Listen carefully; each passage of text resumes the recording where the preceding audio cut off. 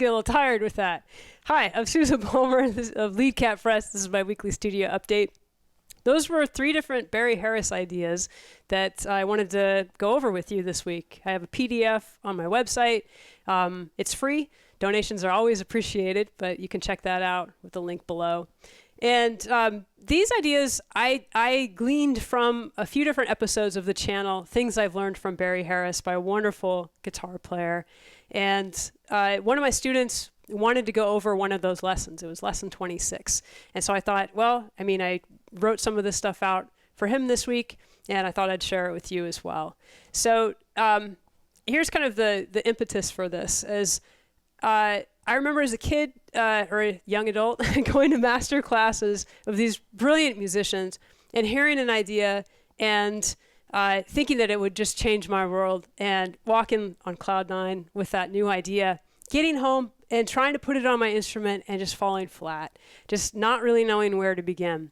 So I wanted to use this as an opportunity to show you how I think about these 3 different concepts, and also kind of put you on a path so that you can start to learn them and incorporate them into your own playing. Now, in this lesson, I'm using drop 2 voicings.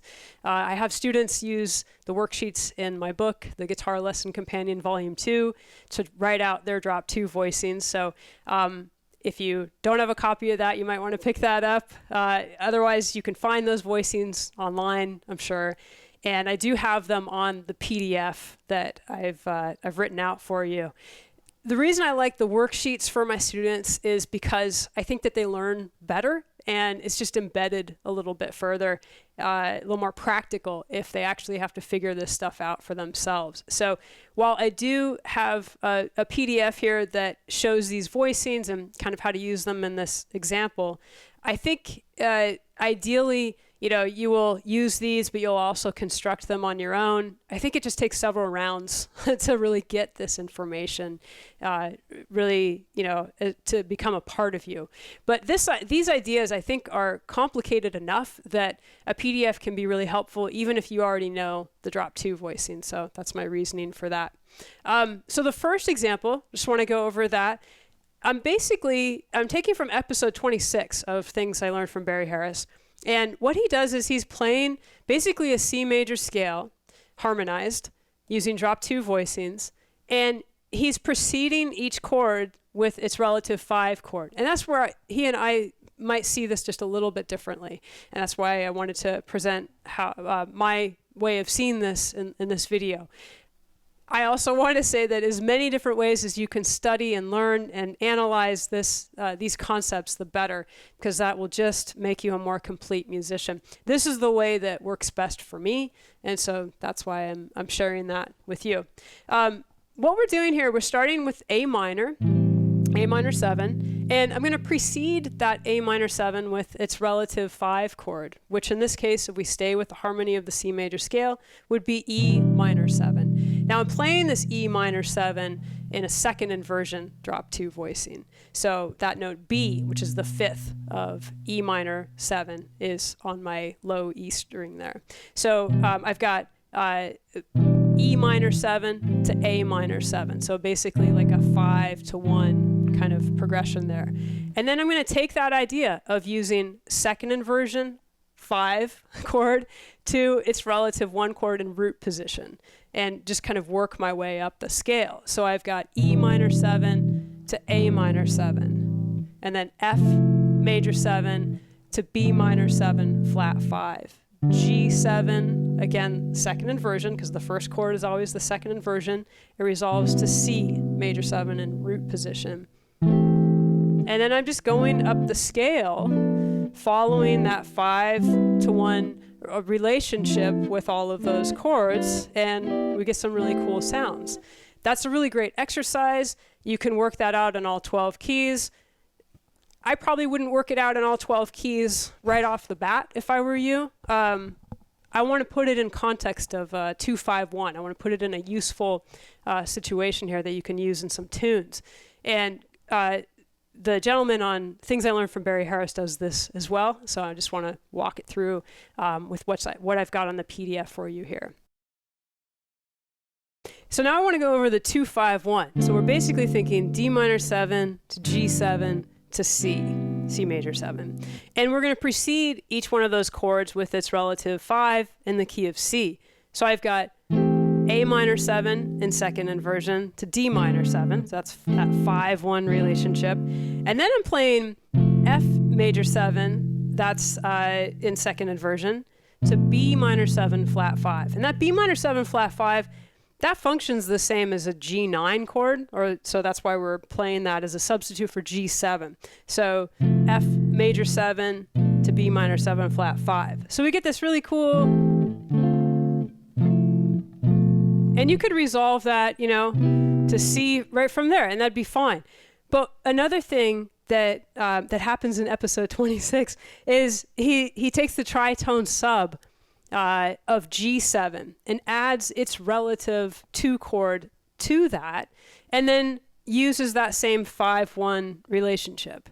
So the tritone sub of G7 is D flat, so D flat 7.